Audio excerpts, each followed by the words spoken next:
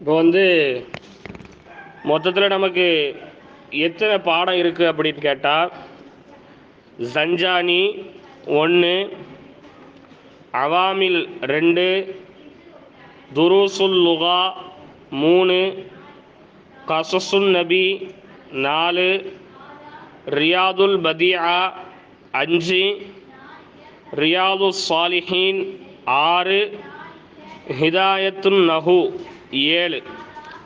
மொத்தம் இந்த 2வது வருஷம் நம்ம படிக்கக்கூடிய புத்தகங்கள் எத்தனைமா? 7 புத்தகங்கள். என்னென்ன புத்தகம் நீங்கள் ஒரு நோட்டில் எழுதி வச்சுக்கோங்க. இந்த 7 கிதாபுகளுக்கும் நீங்கள் 7 நோட்டு கம்பல்சரி போட்டே ஆகணும். எப்படி போடுறீங்க அப்படின்னா, 7 ரஃப் நோட்டு, 7 உருப்படியாக எழுதக்கூடிய நோட்டு. இங்கே சொல்ல சொல்ல ரஃப்பாக எழுதுறதுக்கு ஒரே நோட்டில் எல்லா பாடத்தையுமே ரஃப்பாக எழுதாதீங்க. ஒவ்வொரு பாடத்தையும் ரஃப்பாக எழுதுறதுக்குன்னு ஒரு நோட்டு வச்சுக்கோங்க. ப்ராப்பராக கரெக்டாக கிளியராக எழுதுறதுக்குன்ட்டு ஒரு நோட்டு வச்சுக்கோங்க. ஏன்னா நம்ம சொல்லக்கூடிய வார்த்தைகள், புதிய வார்த்தைகள் நிறைய உங்களுக்கு தென்படும், புதிய புதிய விளக்கங்கள் நிறைய தென்படும். இதை எல்லாத்தையும் நீங்கள் ஒரே நோட்டில் எழுதி வேறு நோட்டுக்கு நீங்கள் மாற்றுறது அப்படிங்கிறது ரொம்ப ஒரு சிரமமான காரியம். அதனால் நீங்கள் நோட்டு கம்பல்சரி எல்லாருமே என்ன செஞ்சுருங்க, கோடு போட்டதோ கோடு போடாததோ வாங்கிடணும். இது முதல் விஷயம். சரியா? 2வது நீங்கள் பண்ணக்கூடிய முக்கியமான ஒரு விஷயம் என்னன்னா, நடத்தப்படக்கூடிய பாடத்தை அன்றாடம் மக்ரிபுக்கு பிறகு கம்பல்சரி கட்டாயமாக பாடம் பார்த்தே ஆகணும். பாடம் கேட்டு தான் நான் எப்படி பாடம் நடத்தணும். பாடம் நடத்திக்கிட்டே இருந்தால் மட்டும் உங்களால் சிறந்த முறையில் ஓதிட முடியாது. நடத்தக்கூடிய பாடத்தை கேட்கும்போது தான் உங்களுடைய அறிவுத்திறன் எந்த அளவுக்கு இருக்குது, ஒரு விஷயத்தை நீங்கள் எப்படி விளங்கியிருக்கிறீங்க, ஒரு விஷயத்தை நீங்கள் எப்படி வாசிக்கிறீங்க அப்படிங்கிறது தெரிய வரும். ஆனால் நமக்கு இருக்கக்கூடிய நேரம் காலங்கிறது தினசரி நம்மளால் பாடம் கேட்டு கேட்டு பாடம் நடத்த முடியாது. அதனால் நீங்கள் உங்கள் வீட்டில் வச்சு மக்ரீபிலேயோ இஷாவிலேயோ நடத்தப்படக்கூடிய பாடத்தை எந்த வேலை இருந்தாலும் அதை ஒரு ஓரமாக வச்சுட்டு கம்பல்சரி பாடம் பார்த்தே ஆகணும். வாரத்தில் 2 முறையோ 3 முறையோ நடத்தப்பட்ட பாடத்தை மொத்தமாக கேட்கப்படும். மந்த்லி எக்ஸாம், மாத தேர்வுன்னு சொல்லி ஒன்று வைப்போம். அந்த மாத தேர்வை நல்ல முறையில் எழுதணும். முக்கியமான ஒரு விஷயம் என்னன்னா, 2வது சும்ராவில் யார் மார்க்கு சரியாக எடுக்கலையோ, சரியான முறையில் படிக்கலையோ, சரியான முறையில் எழுதலையோ, நம்ம நிர்ணயித்த மதிப்பெண்கள்லேருந்து யார் ரொம்ப குறைவாக எடுத்திருக்கிறாங்களோ அவங்க அடுத்த ஆண்டும் 2வது சும்ராவை தான் பயில முடியும். அப்படிங்கிறத நீங்கள் நல்ல மனசில் வச்சுக்கணும். அதனால் லீவு எடுக்கணும் அப்படிங்கிற ஒரு எண்ணம் இருந்தால், மதரசாவுக்கு நினச்ச நேரம் போகணுங்கிற ஒரு எண்ணம் இருந்தால் இன்றையோடு அதை அடியோடு நீங்கள் மறந்துடுங்க. லீவுங்கிறது கிடையாது. உங்களுக்கு நிர்பந்தம் ஏற்படுது அப்படின்னா பிரச்சனை இல்லை. என்றைக்குமே நிர்பந்தத்துக்கு நம்ம முட்டுக்கட்டையே கொடுக்க மாட்டோம். ஒரு நிர்பந்தமான சூழ்நிலை நான் எடுத்து தான் ஆகணும்னா அதை பற்றி என்ன இல்லை, பிரச்சனை இல்லை. ஆனால் சும்மா காரணமே இல்லாமல், போகிறதுக்கு இன்ட்ரெஸ்ட் இல்லாமல், வர்றதுக்கு இன்ட்ரெஸ்ட் இல்லாமல், வேறு சின்ன சின்ன காரணங்களை கொண்டு நீங்கள் லீவு எடுக்கணுங்கிறத நினைக்காதீங்க. இப்போ நீங்கள் 7 பேர் வந்துட்டீங்கல்ல, 7 பேர் வந்துட்டீங்க. இப்போ உங்கள் ஒவ்வொரு ஆளுக்காக வேண்டி 5 நிமிஷம் 10 நிமிஷம் வெயிட் பண்ணி 6:18 ஆயிடுச்சு. 6 மணிக்கே நான் வந்து செஞ்சாச்சு, ஒரு மதரசாக்குள்ளே வந்தாச்சு. ஆனால் 6:18 வரை என்ன செஞ்சிருச்சு, டைமு ஆயிடுச்சு. அதனால் நாளைக்கு நீங்கள் எல்லாருமே கம்பல்சரி சுபு தொழுகை முடிஞ்சதோடு நீங்கள் மதரசாக்குள்ளே இருக்கிற மாதிரி முயற்சி பண்ணுங்கள். ஒரு 5:45 5:50, புரியுதுங்களா? குறைஞ்சபட்சம் ஒரு 6 மணிக்குள்ளே எல்லாருமே என்ன செஞ்சுருங்க, உள்ளே வந்துடுங்க. நான் 6:10 அல்லது 6:05 பாடம் தொடங்கணும். நீங்களே கொஞ்சம் நல்லா யோசிச்சு பாருங்கள். 7 புத்தகங்களை நடத்தணுங்கிறது சாதாரண விஷயமாம்மா? ஒவ்வொரு புத்தகமுமே ஒவ்வொரு துறை சார்ந்தது, வேறு வேறு துறைகள் இல்லையா, வேறு வேறு கலைகள் ஒவ்வொன்றுமே. அப்போ அந்த ஒவ்வொரு கலைகளையும் உங்களுக்கு விளக்கி சொல்கிறதுக்கு இந்த 2 மணி நேரங்கிறது ரொம்ப குறைவான ஒரு நேரம் தான். புரியுதுங்களா? இதுலேயும் நீங்கள் லேட்டாக ஆகி, நான் லேட்டாக ஆகி, பாடத்தை நீங்கள் எழுதாமல் இருந்து, பாடம் பார்க்காம இருந்து, இப்படியான சூழ்நிலைகள் இருந்ததுன்னா இந்த கிதாபுகளை முழுமையாக நடத்த முடியாது. ஏதோ பேருக்கு நீங்கள் ஆலிமா ஓதுனீங்க, பேருக்கு பட்டம் கொடுத்துங்கிற மாதிரி ஆயிரும். புரியுதா? அதனால் அப்படி ஒரு சனது நமக்கு தேவையில்லை. நம்ம நல்ல முறையில் ஓதி ஓதுறதை விளங்கி பிறருக்கு சொல்லி கொடுக்குற அளவுக்கு நம்ம திறனை வளர்த்து கொண்டு தான் நம்ம என்ன செய்வோம், பட்டம் கொடுப்போம். அதுக்கு நீங்கள் என்ன செய்யணும், தயாராக இருக்கணும். புரியுதா? அதனால் எந்த அளவுக்கு உங்களுக்கு சீக்கிரம் வர முடியுமோ அந்த அளவுக்கு சீக்கிரம் வாங்க. இதுக்கு முன்னாடி இப்போ ஒரு 10 நாளாகவே நீங்கள் பழைய பாடத்தை தான் சொல்லிக்கிட்டு இருந்தீங்க, கொஞ்சம் முன்ன பின்ன வந்தீங்க, வராமல் இருந்தீங்க, அதை பற்றியான பிரச்சனைகள் எதுவும் இல்லை. ஆனால் இனி வரக்கூடிய காலங்கள் முழுக்க முழுக்க பாடம் நடத்தப்படக்கூடிய காலங்கள். அதனால் நீங்கள் விடுமுறை எடுக்கிறது, வெளியூர் போகிறது, இந்த மாதிரியான விஷயங்கள் எல்லாம் இருந்துச்சுன்னா அது நாளை காலையிலோடைய சாயந்தரத்தோடைய நைட்டோடைய எல்லா வேலையிலுமே என்ன செஞ்சுருங்க, முடிச்சுக்குங்க. புரியுதுங்களா? உங்களுக்கு வாரத்தில் இப்போ மதரசாவில் இருந்து நம்ம ஞாயிற்றுக்கிழமை லீவு கொடுக்குறோம். வாரத்தில் என்ன செய்யணுமா, ஞாயிற்றுக்கிழமை லீவு கொடுக்குறோம். இன்ஷா அல்லாஹ் இந்த ஞாயிற்றுக்கிழமை லீவை அப்படியே மாற்றி வெள்ளிக்கிழமையாக வச்சுக்கோங்க. சரிங்களா? ஞாயிற்றுக்கிழமை அதிகப்படியான நேரம் கொடுத்து பாடம் நடத்தி பாடம் கேட்கறதுக்கான ஒரு நாளாக ஞாயிற்றுக்கிழமை நம்ம வச்சுக்குவோம் இன்ஷா அல்லாஹ். ஏன்னா ஞாயிற்றுக்கிழமை எல்லாருக்குமே விடுமுறை தான், எல்லாருமே வீட்டில் இருக்கிறவங்க தான் இல்லையா? அப்படியா நம்ம? அதனால் ஞாயிற்றுக்கிழமை அப்படிங்கிறது கொஞ்சம் நேரம் நம்ம 8 மணிங்கிறத ஒரு 8:30 மணி 8:45 மணி வரையும் உட்காந்து நடத்துகிற பாடத்தில் கரப்ஷன்ஸை பார்த்துட்டு பாடத்தில் சின்ன சின்ன சந்தேகங்களை கேட்குறதுக்கு, பாடத்தை எழுதின பாடத்தை படித்து பார்க்குறதுக்கு, மனப்பாடம் பண்ணதை சொல்லி பார்க்குறதுக்கான ஒரு நாளாக ஞாயிற்றுக்கிழமையை வச்சுக்குவோம். அதனால் இனி வரக்கூடிய நாட்களில் உங்களுக்கான விடுமுறைங்கிறது இன்ஷா அல்லாஹ் வெள்ளிக்கிழமையிலிருந்து நீங்கள் விடுமுறை என்ன செய்யுங்க, எடுத்துங்க. வெள்ளிக்கிழமை காலையில் இன்ஷா அல்லாஹ் இனிமேல் உங்களுக்கு லீவு. ஞாயிற்றுக்கிழமை என்னதுமா, மதரசா. இது 2வது சும்ராவுக்கு மட்டும்தான், 1வது சும்ராவுக்கு இது விதிவிலக்கு கிடையாது. புரியுதுங்களா? ஏன்னா அவங்க இப்போ தான் முதல்ல ஓதன்ட்டும் வந்திருக்கிறாங்க. அவங்களுக்கு பாடங்கள் ரொம்ப குறைவான பாடங்கள் தான், 2 புத்தகங்கள் தான். அவங்களுக்கு நேரமும் ரொம்ப நிறையவே தான் இருக்குது. ஏன்னா இப்போ ஆரம்பத்தில் உங்களுக்கு 1வது சும்ரா நீங்கள் ஓதின ஆட்கள் தான், ஃபுல்லாக சர்ப்ப மனப்பாடம் பண்ணுறது மட்டும்தான். ஆனால் 2வது சும்ராவை பொறுத்தவரையில் அப்படி இல்லை. வெவ்வேறு துறைகள் சார்ந்து வெவ்வேறு விஷயங்களை நீங்கள் படிக்கிறதுக்கு தயாராக இருக்கிறீங்க.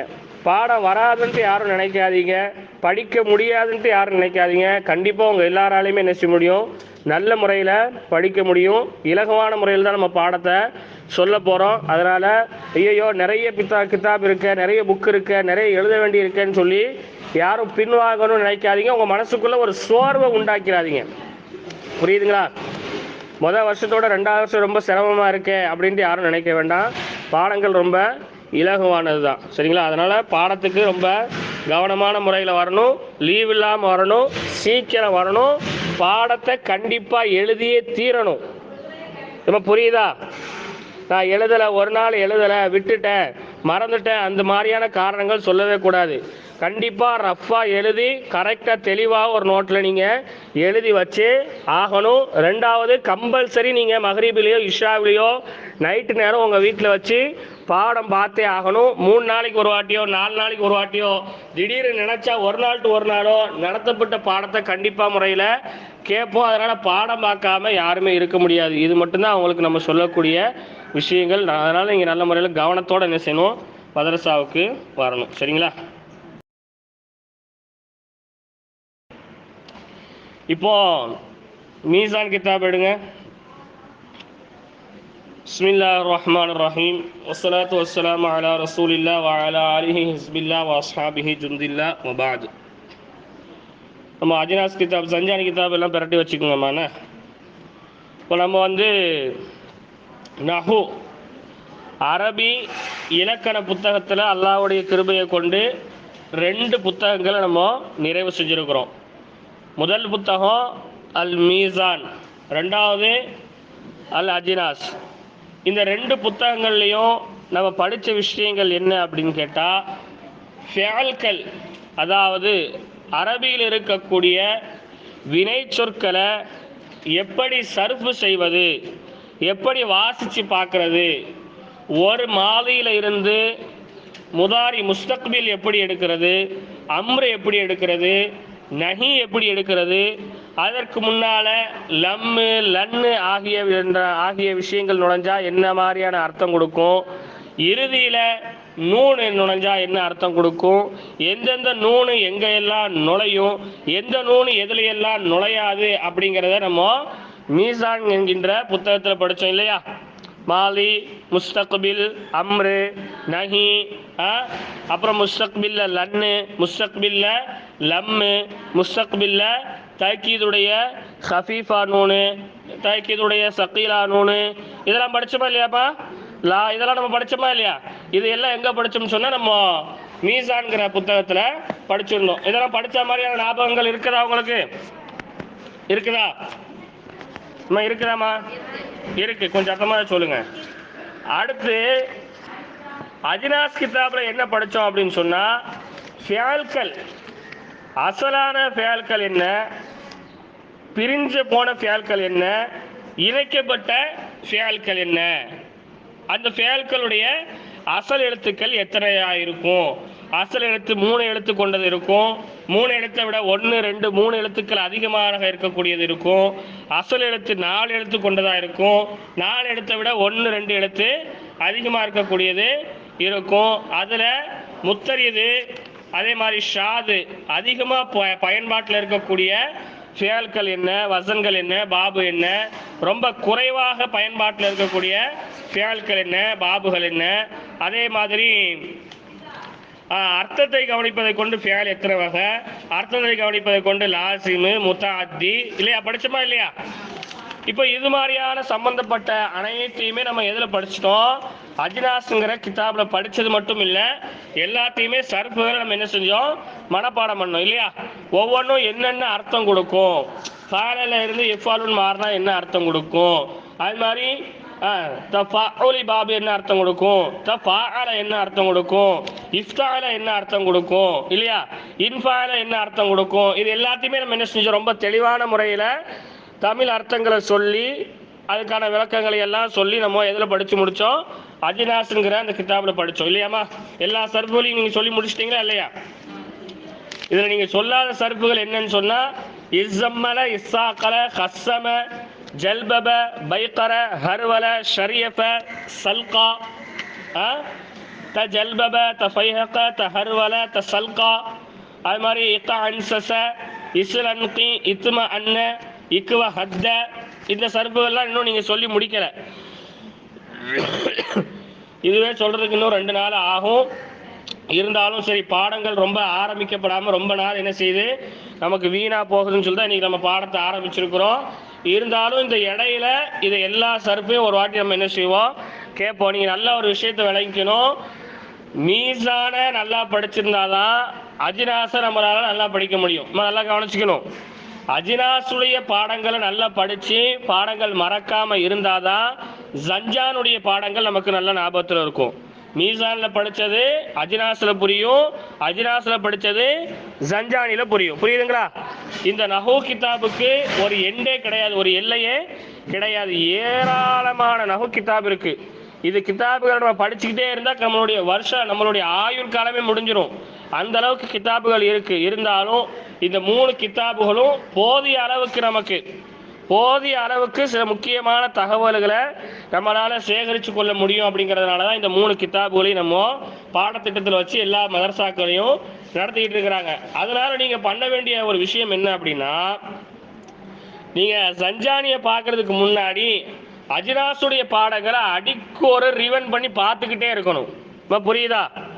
ஃபியால்களோட எழுத்துக்களை கவனிப்பதை கொண்டு எத்தனை வகை, அர்த்தத்தை கவனிப்பதை கொண்டு எத்தனை வகை, ஷாது எத்தனை, முத்தரிது எத்தனை, அது மாதிரி எந்தெந்த ஃபியால் என்னென்ன அர்த்தத்தை கொடுக்கும், சிரமத்தோட ஒரு விஷயத்தை பெற்றுக்கொள்ளக்கூடிய ஃபியால் என்ன, மாறி மாறி செஞ்சாங்க அப்படிங்கிற அர்த்தத்தை கொடுக்கக்கூடிய வசன் என்ன, ஒருவருக்கொருவர் செய்து கொண்டார்கள்ங்கிற அர்த்தத்தை கொடுக்கக்கூடிய வசன் என்ன, ஒருவனை இன்னொருவன் செய்ய வச்சான்ங்கிற அர்த்தத்தை கொடுக்கக்கூடிய ஃபியால் என்ன, இந்த மாதிரியான விஷயங்களை நீங்கள் என்ன செஞ்சுக்கணும்? அடிக்கு ஒரு முறை நீங்கள் அஜ்னாஸ் கிதாப் எடுத்து செஞ்சுக்கணும்.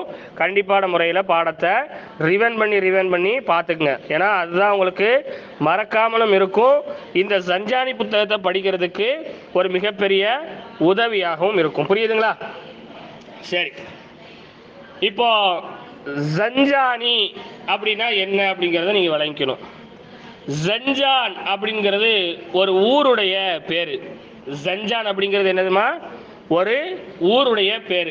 இந்த ஊர் எங்கே இருக்குன்னு சொன்னால், பகதாதுக்கு பக்கத்தில் இருக்கக்கூடிய ஒரு சிறிய கிராமம்தான் ஜஞ்சான் என்கின்ற கிராமம்.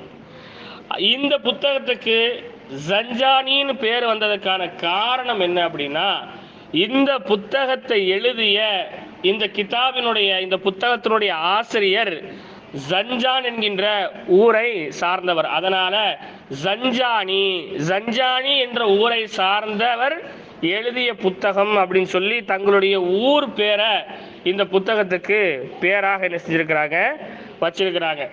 இந்த கிதாபு ஏறத்தாழ நீங்க அஜ்னாஸ்ல படிச்ச எல்லா விஷயமே இதுக்குள்ள வந்துடும். புரியுதுங்களா?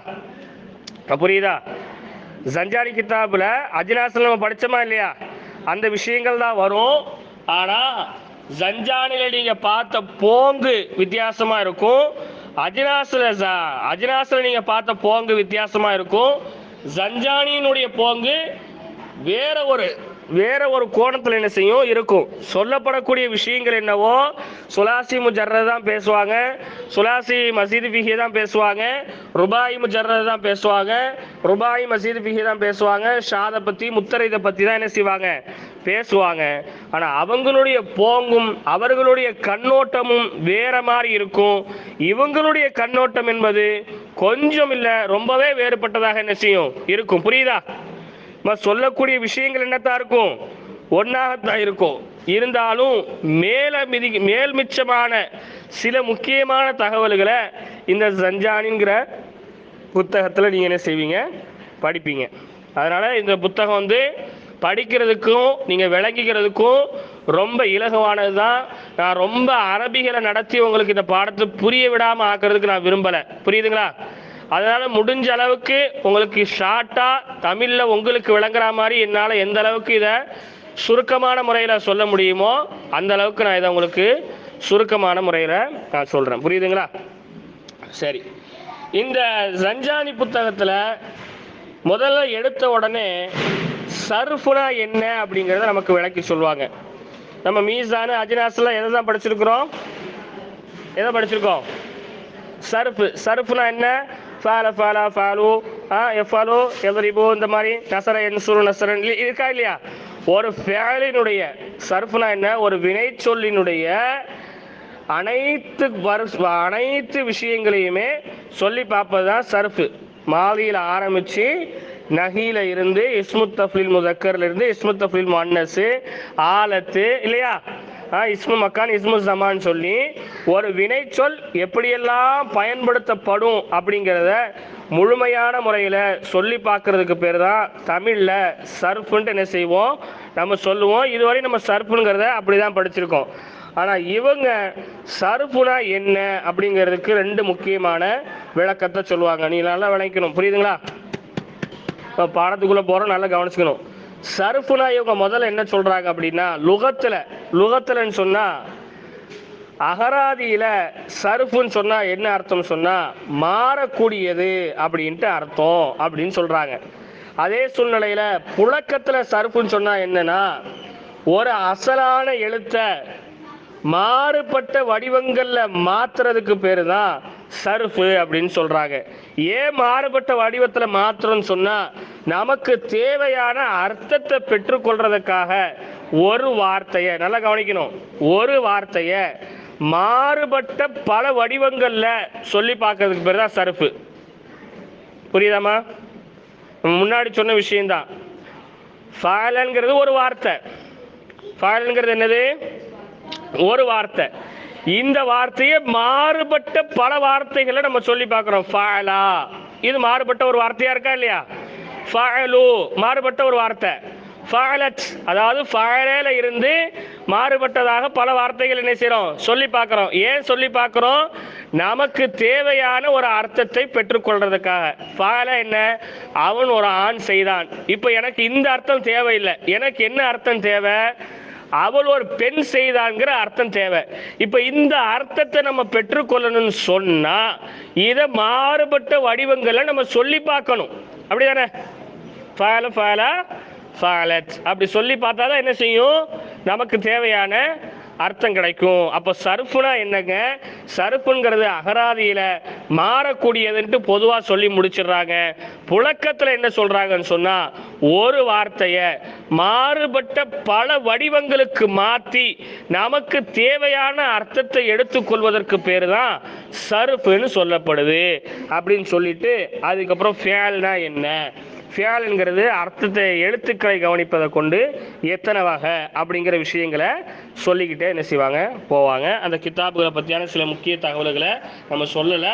இன்ஷா அல்லாஹ் அதற்கு நேரம் கிடைக்கும்போது என்ன செய்வோம், இந்த கிதாபை எழுதினவங்களை பற்றியும் இந்த கிதாபு எழுதப்பட்டதனுடைய நோக்கத்தை பற்றி என்ன செய்வோம் நம்ம கண்டிப்பாக சொல்லுவோம். இவங்களுடைய பேர் என்ன அப்படின்னு சொன்னால் இஸ்ஸுத்தீன் அபில் ஃபாலில் அப்படிங்கிறது இவங்களுடைய பட்டப்பேரு. இப்ராஹிம் இப்னு அப்துல் வஹாப் இப்னு இமாதுத்தீன் அப்படிங்கிறது இவங்களுடைய வைக்கப்பட்ட பேராக இருக்கிறது. சரிங்களா? சரி பாருங்க, கிதாப் எடுத்துக்கிட்டீங்களா? அஸ்-ஜஞ்சானி, ஜஞ்சானி என்கின்ற நூல்.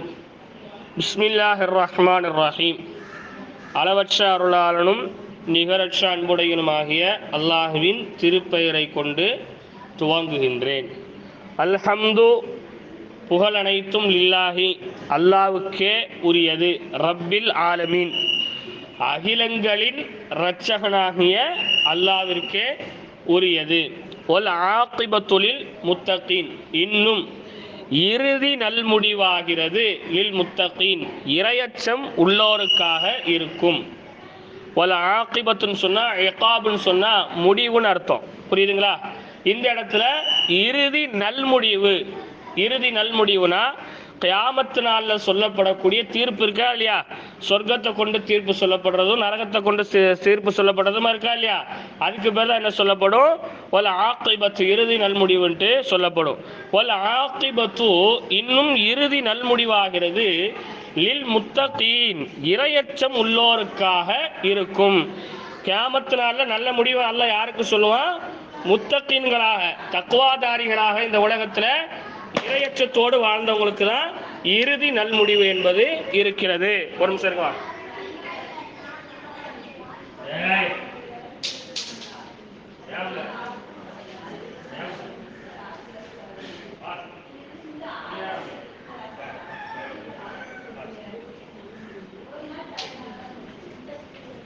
பாடத்தை நல்லா கவனிக்கணும். சரிங்களா? வஸ்ஸலாத்து வஸ்ஸலாமு, சலாத் என்னும் நீடேற்றமும் சலாம் என்னும் அமைதியும் அலா சையதினா முஹம்மதின், நமது தலைவரான முஹம்மது நபி ஸல்லல்லாஹு அலைஹி வஸல்லம் அவர்கள் மீதும். அலான்னு சொன்னால் மீது, சையதினான்னு சொன்னால் தலைவர், முஹம்மதின் சொன்னால் முஹம்மது நபி ஸல்லல்லாஹு அலைஹி வஸல்லம். புரியுதுங்களா? அலா சையதினா முஹம்மதின், நமது தலைவர் முஹம்மது நபி ஸல்லல்லாஹு அலைஹி வஸல்லம் அவர்கள் மீதும். வ ஆலிஹி, இன்னும் அவர்களின் குடும்பத்தார்கள் மீதும். வ ஸஹபிஹி, இன்னும் அவர்களின் தோழர்கள் மீதும். அஜ்மாயின், அனைவர்கள் மீதும் இறைவனின் சாந்தியும் சமாதானமும் நிலவட்டுமாக. சரிங்களா? அடுத்து பாருங்க, அத்தஸ்ரீஃபு. அத்தஸ்ரீஃபு, சர்ஃப் என்றால் என்ன? நம்ம இதுவரையும் சர்ஃபு தான் நம்ம படிச்சிருக்கோம் இல்லையா? சர்ஃபு செய்யுங்க, ஃபாலவ சர்ஃபு செய்யுங்க, இஃபஅல பாபு இஃபஅலி வசனையும் சர்ஃபு செய்யுங்கன்னு சொல்லி சர்ஃபு தான் நம்ம படிச்சிருப்போம். ஆனால் சர்ஃபுன்னு சொல்லக்கூடிய வார்த்தை நாயப்படி பார்த்தா தப்பு. ஏன்னு சொன்னால் சர்ஃபுங்கிறது லாசிமான அர்த்தம் கொடுக்கும். சர்ஃபுங்கிறது என்னது? லாசிமான அர்த்தம் கொடுக்கும். லாசிம் சொன்னா என்னது? லாசிம் சொன்னா என்னது சொல்லுங்க? ஒரு செயல் ஃபாயிலிருந்து மஃபூலின் பக்கம் கடக்காத ஒரு செயல். இப்படி லாசிமாக அர்த்தம் கொடுக்கறதுங்கிறது தப்பு. ஏன்னா சர்ஃபுங்கிறத தானாகவே அது ஒன்றும் என்ன செய்யலை, மாறலை. நமக்கு தேவையான அர்த்தத்தை பெற்றுக்கொள்றதுக்காக நம்ம தான் அதை என்ன செஞ்சுக்கிட்டு இருக்கிறோம், மாற்றிக்கிட்டு இருக்கோம் இல்லையா? சர்ஃபுங்கிறது தானாக மாறுறதா? சர்ஃபுங்க தானாக மாறுறதாமா? சர்ஃபுங்க என்ன செய்யாது, தானாக மாறாது. ஒவ்வொரு எழுத்துக்களை மாற்றி மாற்றி நம்ம தான் என்ன செய்வோம், சர்ஃபை மாற்றுவோம். அப்படி தானே? ஃபால ஃபாலா, அப்படி ஃபாலு, ஃபாலத்து ஃபாலத்தா ஃபால்த, ஃபால்த்த ஃபால்த்துமா ஃபால்த்தும், ஃபால்த்தி ஃபால்த்துமா ஃபால்த்துன்ன, ஃபால்த்து ஃபால்னா, மா ஃபால மா ஃபாலா. இப்போ ஒரு மாலி மாரூஃப் முஸ்பத்தை மாலி மாரூஃப் மன்ஃபியா யார் மாத்துறா? யார் மாத்துறோம்? நம்ம தான் மாத்துறோம். எதை கொண்டு மாத்துறோம்? மாவை கொண்டு மாத்துறோம் இல்லையா? அப்போ தஸ்ரீஃபுன்னு சொன்னா மாற்றக்கூடியது, மாற்றப்படக்கூடியதுன்னு அர்த்தம். சர்ஃபுன்னு சொன்னா மாறக்கூடியதுன்னு அர்த்தம். மாறக்கூடியதுன்னு சொல்றது இலக்கணப்படி தப்பு. ஏன்னா அது தானாகவே மாறாது. யாராவது ஒரு ஆள் அதை மாற்றினாதான் என்ன செய்யும்? மாறும். இந்த இலக்கண புத்தகங்களை கொண்டு இமாம்கள் என்ன செஞ்சிருக்கிறாங்க? ஒவ்வொன்றையா நமக்கு மாற்றி மாற்றி தந்திருக்கிறாங்களா இல்லையா? அப்போ தஸ்ரீஃப்னு சொன்னா மாற்றப்பட கூடியதுன்ட்டு அர்த்தம். தஸ்ரீஃபுக்கு என்ன சொன்னா என்ன அர்த்தம்? மாற்றப்பட கூடியது. இப்போ நீங்க சர்ஃப்னு சொன்னா என்னங்கிறத நீங்க விளங்கிக்கங்க. நான் முன்னாடியே தமிழ்ல நான் உங்களுக்கு சொன்னேன், சரியா? இஅலம், நீ விளங்கிக்கொள். இஅலம், நீ விளங்கிக்கொள். அன்ன தஸ்ரீஃப, நிச்சயமாக சர்ஃப் என்பது ஃபில் லுகத்தி, அகராதியிலே. லுகத்துன்னு சொன்னா என்னதுமா? அகராதி. லுகத்துன்னு சொன்னா என்னது? அகராதி. இப்போ தமிழ் அகராதி, இங்கிலீஷ் அகராதி, அது மாதிரி அகராதியில் உள்ள வார்த்தைகள் வேற மாதிரி இருக்கும், புழக்கத்தில் உள்ள வார்த்தைகள் வேற மாதிரி இருக்கும். நல்லா கவனிங்க, நல்லா கவனிங்க. இப்போ தமிழ் அகராதியில் ஒரு ஆளை உட்காருங்கன்னு சொல்றதுக்கு என்னன்னு இருக்கும்? அமருங்கள்னு இருக்கும் இல்லையா? அகராதியில் இருக்கக்கூடிய வார்த்தை என்ன? அமருங்கள். இது அகராதியில் உள்ளது. ஆனா நம்ம மக்கள் மத்தியில் புழக்கத்தில் இருக்கிறது என்ன? உட்காருங்க, அப்படியானே? அது மாதிரி ஒரு ஆளை போயிட்டு வாங்க அப்படின்னு சொல்றதுக்கு என்ன அகராதியில் என்ன இருக்கும்?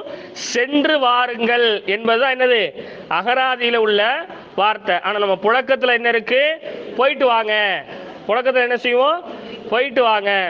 ஒரு ஆளை சாப்பிட்றீங்களா அப்படின்னு கேட்கறதுக்கு காலை உணவு அருந்துகிறீர்களா அல்லது காலை உணவு புசிக்கின்றீர்களா அப்படின்னு தான் என்ன செய்யப்படும்? அகராதியில கேட்கப்படும். சாப்பாடு அப்படி சாப்பிடுவது என்பதற்கு அகராதியில் என்னது? புசித்தல் அப்படின்ட்டு சொல்லப்படும். ஆனால் நம்ம புழக்கத்தில் என்னது? சாப்பிடுங்க, சாப்பிட்றீங்களான்ட்டு என்ன செய்வோம்? கேட்போம் இல்லையா? அப்போ எந்த மொழியை நீங்க எடுத்தாலுமே அகராதியில இருக்கக்கூடிய வார்த்தைகள் வேறாகவும், அகராதியில இருக்கக்கூடிய விளக்கங்கள் வேறாகவும், புழக்கத்தில் இருக்கக்கூடிய வார்த்தைகள் வேறாகவும், புழக்கத்தில் இருக்கக்கூடிய அர்த்தங்கள் வேறாகவும் எல்லா மொழிகளிலுமே என்ன செய்யும்? இருக்கப்படும். புரியுதுங்களா? இப்போ அத்தஸ்ரீஃப், சர்ஃபுனா என்ன, மாறுதல் சொன்னா என்ன அப்படிங்கிறதுக்கு அகராதியில என்னன்னு சொன்னா அத்தகையிரு, மாற்றப்படக்கூடியது. அத்தகையுருனா என்னது? மாற்றப்பட கூடியது அப்படிங்கிறது தான் என்னதுமா? தஸ்ரீஃபுக்கான அர்த்தம். எதுல எதுல எதுல?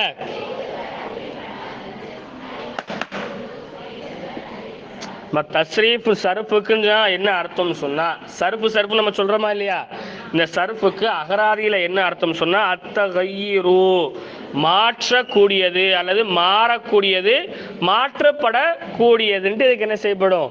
அர்த்தம் சொல்லப்படும். சர்ஃப்னு சொன்னாலே மாறி மாறி வர்றதுக்கு பேர் தானே சர்ஃபு. அதுதான் என்ன செய்யறாங்க? அகராதியில சொல்றாங்க. தஸ்ரீஃப்னு சொன்னா என்னங்க? அத்தகையிரு, மாறக்கூடியதுங்க அல்லது மாற்றப்படக்கூடியது அப்படின்ட்டு லுகத்துல, அரபி அகராதியில சொல்லப்படும்.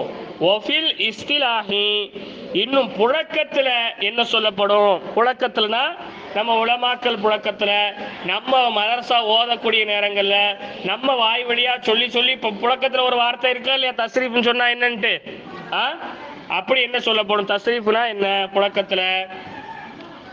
தஹ்வீலுல் அஸ்லி, தஹ்வீலுல் அஸ்லி, அசலான அடிப்படையான ஒரு வார்த்தையை மாற்றுவதுதான் புழக்கத்தில் சர்ஃப் என்று சொல்லப்படும். புரியுதாமா? புழக்கத்தில் நம்ம பேச்சு நடைமுறைக்கு, நம்ம உலமாக்கல் நடைமுறையில சர்ஃப்னு சொன்னா என்னங்க? ஃபால ஃபாலா ஃபாலு ஃபாலத் ஃபாலத்தா ஃபால்ன, அசலான ஒரு எழுத்தை வேற எழுத்தாக மாத்துறதுக்கு பேரு சர்ஃப் என்று சொல்லப்படும். பாருங்க, அல் வாஹிது இலா அம்சிலத்தின் முக்தலிஃபத்தின். தஹ்வீலும் நீங்க இங்க வரையும் வாசிக்கணும். வாசிக்கும்போது எப்படி வாசிக்கணும் கவனிச்சு பாருங்க. தஹ்வீலுல் அஸ்லில் வாஹிதி, ஒரு அசலான எழுத்தை மாற்றுவதாகும். இலா அம்சிலத்தி முக்தலிஃபத்தின், அம்சிலத்தின் சொன்னா வடிவம்னு வச்சுக்கங்க, சரிங்களா? அம்சிலத்தின் சொன்னா என்ன அர்த்தம்? வடிவம்னு வச்சுக்கணும். முக்தலிஃபத்தின் சொன்னா மாறுபட்ட அல்லது பலதரப்பட்ட, சரிங்களா, அசலான ஒரு எழுத்தை பலதரப்பட்ட வடிவங்களில் மாற்றி மாற்றி வாசிப்பதுதான் புழக்கத்தில் சர்ஃபு என்று சொல்லப்படும். ஏன் மாற்றி மாற்றி படிக்கிறோம்? லிமானில் மக்சூதத்தி, நமக்கு தேவையான அர்த்தத்தை அடைந்து கொள்வதற்காக அசலான ஒரு எழுத்தை மாறுபட்ட பல வடிவங்களில் மாற்றி மாற்றி படிப்பதற்கு பெயர்தான் புழக்கத்தில் சர்ஃபு என்று சொல்லப்படுகிறது. புரியுதாமா? லுகத்தில் பொதுவாக சொல்லிட்டாங்க, லுகத்தில் மாறக்கூடியது, மாற்றக்கூடியது, மாற்றப்படக்கூடியது பொதுவான ஒரு விஷயத்த சொல்லிட்டாங்க. ஆனால் இஸ்திலாஹில் புழக்கத்தில் ஒரு விளக்கத்தோட சேர்த்து சொல்றாங்க. என்ன விளக்கத்தோட சேர்த்து சொல்றாங்கன்னா, எப்பா அசலாக ஒரு எழுத்து இருக்கும்பா, உதாரணத்துக்கு அசலான ஒரு எழுத்து என்ன, ஃபஅலன்னு இருக்குப்பா. இந்த ஃபஅலவுல இருந்து நீ வேற ஒரு அர்த்தத்தை நீ கண்டுபிடிக்கணும்னு சொன்னா ஃபஅலவை மட்டும் வச்சு நீ கண்டுபிடிக்க முடியாது. இதை மாறுபட்ட பல வடிவங்களை நீ வாசிச்சு பார்க்கணும். ஃபஅலங்கிறத ஃபஅலான்னு வாசிச்சு பார்க்கணும், ஃபஅலூன்னு வாசிச்சு பார்க்கணும், ஃபஅலத்துன்னு வாசிச்சு பார்க்கணும், ஃபஅலத்தான் வாசிச்சு பார்க்கணும், ஃபஅலன்னு வாசிச்சு பார்க்கணும். இப்படியெல்லாம் நீ வாசிச்சு பார்க்கிறியே, இப்படி வாசிச்சு பார்க்கறதுக்கு பேர் தான் என்னது, சர்ஃபுன்னு சொல்லப்படும். ஏன் இப்படி நம்ம வாசிச்சு பார்க்கிறோம்னு சொன்னா, நமக்கு தேவைப்படக்கூடிய ஒரு வார்த்தையை கண்டுபிடிக்கிறதுக்கு, தேவைப்படக்கூடிய ஒரு வார்த்தையினுடைய அர்த்தத்தை கண்டுபிடிக்கிறதுக்கு தான் நம்ம என்ன செய்யறோம், சர்ஃபு செஞ்சு பார்க்கிறோம் இல்லையா? நான் சஞ்சானி அஜினாஸ் கிதாப்ல நான் சொன்னமா இல்லையாமா? அஜினாஸ் கிதாப்ல ஒரு விஷயத்தை நம்ம என்ன சொன்னோம், நீங்க லாஸ்டா சர்ஃப் எல்லாரும் சொல்லும் போது, நீங்க சர்ஃபு செய்யும் போது மாரூஃபு, மஜ்ஹூலு, அம்ரு இதெல்லாம் நீங்க சொல்லி சொல்லி என்ன செய்யுங்க, சர்ஃபு செய்யுங்க. ஏன்னு சொன்னா நம்ம சர்ஃபு செய்யறதே ஒரு வார்த்தையினுடைய அர்த்தத்தை கண்டுபிடிக்கிறதுக்கு தான் நம்ம சர்ஃபு செய்யறோம்னு சொன்னமா சொல்லலையா? அதை தான் இங்க என்ன செய்றாங்க, சொல்றாங்க. சரிங்களா? பாருங்க, லா தஹசுலு, ஒரு வார்த்தையினுடைய அர்த்தம் அடையாது, அடைந்து கொள்ள முடியாது, இல்லா பிஹா, அந்த சர்ஃபு இல்லாமல் ஒரு வார்த்தையினுடைய அர்த்தத்தை என்ன செய்ய முடியாது, அடைந்து கொள்ளவே முடியாது. அப்படிப்பட்ட வார்த்தைகளை பலதரப்பட்ட வேற வடிவங்களை சொல்லி பார்க்கறதுக்கு பேர் தான் என்னது, சர்ஃபுன்னு சொல்லப்படும். பாருங்க, லா தஹசுலு, அடையாது, இல்லா பிஹா, அந்த சர்ஃபு இல்லாமல் நமக்கு தேவையான அர்த்தத்தை அடைய முடியாது. அப்படிப்பட்ட சில வார்த்தைகளுக்கு பேர் தான் என்னது, தஸ்ரீஃப்னு சொல்லப்படும். சரிங்களா? புரியுதா? புரியுதாமா? உங்கள்கிட்ட தான் கேட்க, புரியல?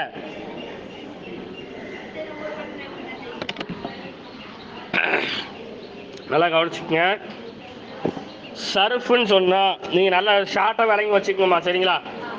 சர்ஃபுன்னு சொன்னா அரபி அகராதியில அதுக்கு என்ன அர்த்தம் சொல்லப்படுதுன்னு சொன்னா, மாறக்கூடியது அல்லது மாற்றப்படக்கூடியதுன்ட்டு அர்த்தம் சொல்லப்படுது. புழக்கத்துல, உலமாக்களுடைய புழக்கத்துல அல்லது இலக்கண புத்தகங்களை எழுதக்கூடிய படிக்கக்கூடிய மக்களுக்கு மத்தியில் புழக்கத்துல என்ன சொல்லப்படுதுன்னு சொன்னா, சர்ஃபுன்னு சொன்னா நமக்கு தேவையான ஒரு வார்த்தையினுடைய அர்த்தத்தை பெற்றுக்கொள்வதற்காக, நமக்கு தேவையான ஒரு வார்த்தையினுடைய அர்த்தத்தை பெற்றுக்கொள்வதற்காக அசலான ஒரு வார்த்தையை வேற வேற அமைப்புல சொல்லி பார்க்கறதுக்கு பேர் தான் சர்ஃபு. புரியுதா? நமக்கு தேவையான ஒரு அர்த்தத்தை பெற்றுக்கொள்வதற்காக அசலான ஒரு எழுத்தை வேற வேற அமைப்புகளில் சொல்லி பார்க்குறோமா இல்லையா? அப்படி சொல்லி பார்ப்பதற்கு பேர் தான் சர்ஃபுன்னு சொல்லப்படுது. இந்த சர்ஃபு இல்லாம, சர்ஃபு செய்யாம நமக்கு தேவையான ஒரு வார்த்தையை என்னைக்குமே நம்மளால கண்டுபிடிக்க முடியாது அப்படின்ட்டு என்ன செய்றாங்க, புழக்கத்துல சொல்றாங்க. சரிங்களா? நம்ம எல்லாருக்கும் புரிஞ்சா?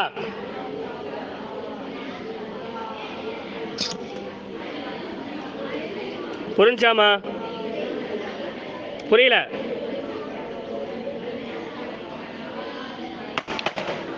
ஏமா புரியுதா இல்லையா? வாசிக்கிறது வந்து பாருங்க, வார்த்தைகளுக்கு அர்த்தத்தை கவனிச்சுங்க. சரிங்களா? ஏலம், நீ விளங்கிக் கொள். சரிங்களா? அன்ன தஸ்ரீஃப, நிச்சயமாக சர்ஃபு என்பது, ஃபில் லுகத்தி, அகராதியிலே சர்ஃபு என்பது, அத்தகையிரு மாறக்கூடியது என்று சொல்லப்படும். சரிங்களா?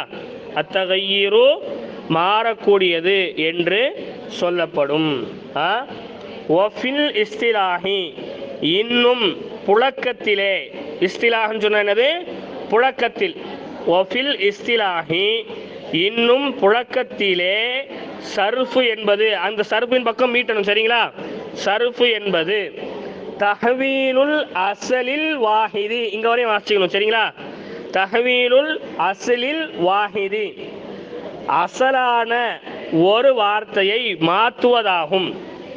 பாருங்க, தஹ்வீல்னு சொன்னா மாற்றுவது, அசலுன்னு சொன்னா அடிப்படையான எழுத்து, வாஹிதுன்னு சொன்னா ஒன்று. அப்போ அசலான ஒரு எழுத்தை மாற்றுவது. எப்படி மாற்றுறது? அம்சிலத்தின் வடிவங்களில், முஹ்தலிஃபத்தின் பலதரப்பட்ட வடிவங்களில் அசலான ஒரு எழுத்தை மாற்றுவதற்கு பெயர்தான் புழக்கத்திலே சர்ஃபு என்று சொல்லப்படும். சரிங்களா? பாருங்க, லிமானில் மக்சூதத்தி தேவைப்படக்கூடிய அர்த்தத்தை அடைவதற்காக அசலான ஒரு எழுத்தை மாறுபட்ட பலதர வடிவங்களில் மாற்றுவதற்கு பெயர்தான் புழக்கத்தில் சர்ஃப் என்று சொல்லப்படும். லா தஹசுலு அர்த்தத்தை அடைந்து கொள்ள முடியாது, இல்லா பிஹா அந்த சர்ஃப் இல்லாமல் ஒரு அர்த்தத்தை நம்மால் அடைந்து கொள்ள முடியாது. சரிங்களா? புரிஞ்சிச்சாமா? சரி, இப்போ அசல் அசல்னு சொல்றாங்களா இல்லையா? இப்போ சர்ஃப்னு சொன்னா என்னது? அசலான ஒரு எழுத்தை மாறுபட்ட பல வடிவங்களில் மாற்றி படிக்கிறதுக்கு பேர் தான் என்னது? சர்ஃப்னு என்ன செய்யப்படுது? சொல்லப்படுது. ஏன் மாறுபட்ட பல வடிவங்களுக்கு மாற்றணும்னு சொன்னால், நமக்கு தேவையான ஒரு அர்த்தத்தை பெற்றுக்கொள்றதுக்காக மாறுபட்ட பல வடிவங்களில் மாற்றி படிக்கிறதுக்கு பேர் சர்ஃப்னு சொல்லப்படுது. இப்போ இந்த அசல்னா என்ன அப்படிங்கிறத நம்ம விளங்கணும். அசல், ஒரு வார்த்தையினுடைய அசல் எதுமா?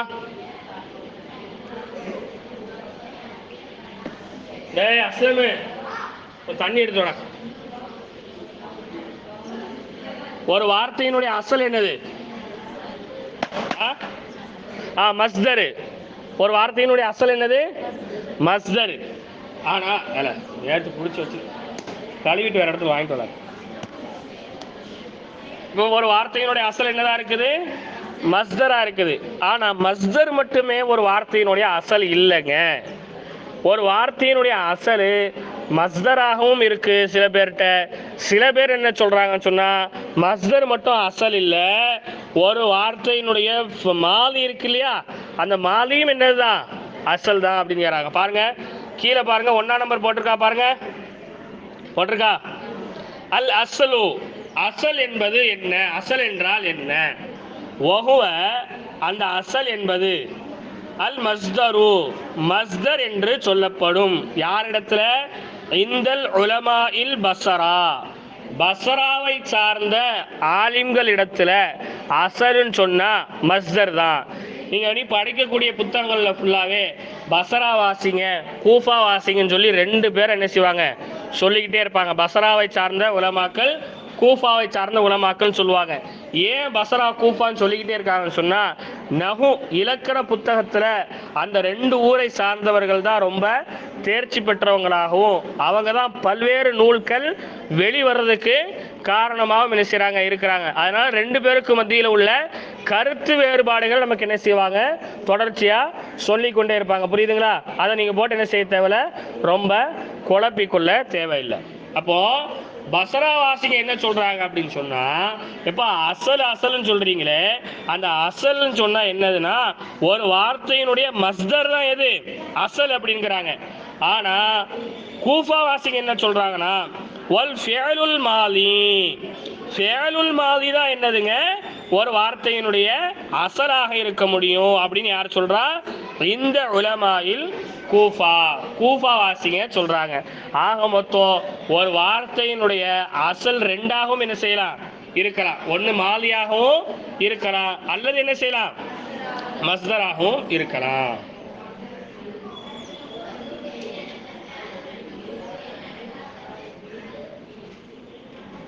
சரி, இப்போ சர்ஃபுனா என்னங்கிறத நீங்கள் விளங்கிட்டீங்க.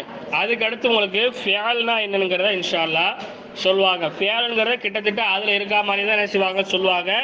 ஆனால் புதுசாக இதில் ஒரு விஷயத்தை என்ன செய்வாங்க சொல்லி தருவாங்க. ஃபியாலுங்கிறது சுலாசி ருபாயா இருக்கும். அடுத்து ஃபியால் எப்படி மாறும்? சுலாசி முஜர்ரதா மாறும். அடுத்து எப்படி மாறும்? சுலாசி மசீதிஃபியா மாறும். அடுத்து ருபாயா இருக்கும். ருபாய் எப்படி மாறும்? ருபாயி முஜர்ரதா மாறும். ருபாயி மசீதிஃபியா மாறும் இல்லையா?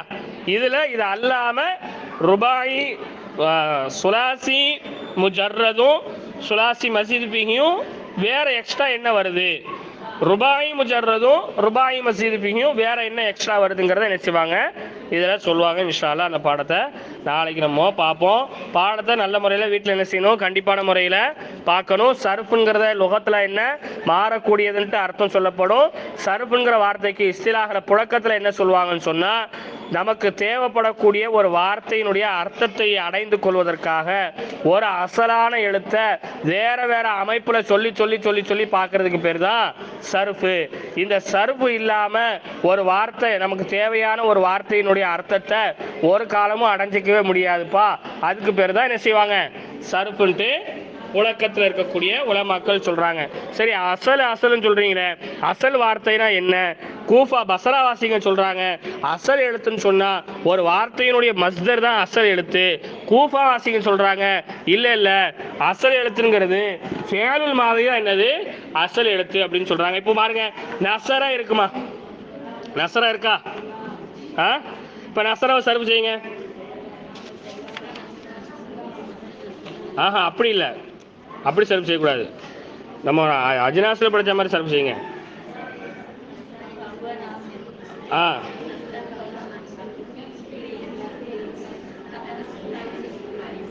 சரி, இப்போ நசர என்சுரு நஸ்ரன் ஃபஹுவ நாசிருன், நுசிர யுன்சரு நஸ்ரன் ஃபஹுவ மன்சூருன், உன்சுர் என்சுர் யுன்சர், லா தன்சுர் லா என்சுர் லா யுன்சர், மன்சருன் மன்சராணி மனாசிருன் இல்லையா? மின்சருன் மின்சராணி மனாசிரும், மின்சரத்துன் மின்சரத்தானி மனாசிரும், மின்சாருன் மின்சாராணி மனாசிரோ, இஸ்மு தஃலீல் முதக்கர் அன்சர் அன்சராணி அன்சருன மனாசிரோ, நுசரா நுசரையானி நுசருன் நுசரையாத்துன். இப்போ இத்தனை எழுத்துக்கள் இருக்கு. கிட்டத்தட்ட ஒரு 35-40 எழுத்து நம்ம படிச்சோமா இல்லையா? இந்த 45 எழுத்துல எது அசலான எழுத்து? அசலான வார்த்தை எது? நஸ்ரன்கிறது அசலான எழுத்து இல்லையா? நஸ்ரன்கிறது அசலான எழுத்து. யாரிடத்துல இந்த நஸ்ரன்கிறது அசலான எழுத்து? பஸ்ராவுல உள்ள உலமாக்கள்கிட்ட மஸ்தர்ங்கிறதா என்னது அசலான எழுத்து. இன்னும் சில பேர் என்ன சொல்றாங்க, இல்ல நசரங்கிறது அசலான எழுத்து. இது யார்கிட்ட? கூஃபா வாசிகிட்ட. ஆக மொத்தம் ரெண்டுமே என்னதுதான் அசல் தான். ரெண்டுமே என்னதுதான் அசல் தான். மாலியை கண்டுபிடிச்சாதான் மஸ்தரை கண்டுபிடிக்க முடியும், மஸ்தரை கண்டுபிடிச்சாதான் மாலியை கண்டுபிடிக்க முடியும். புரியுதுங்களா? பெருசான ஒரு வேறுபாடு வித்தியாசம் இல்லை. சரி.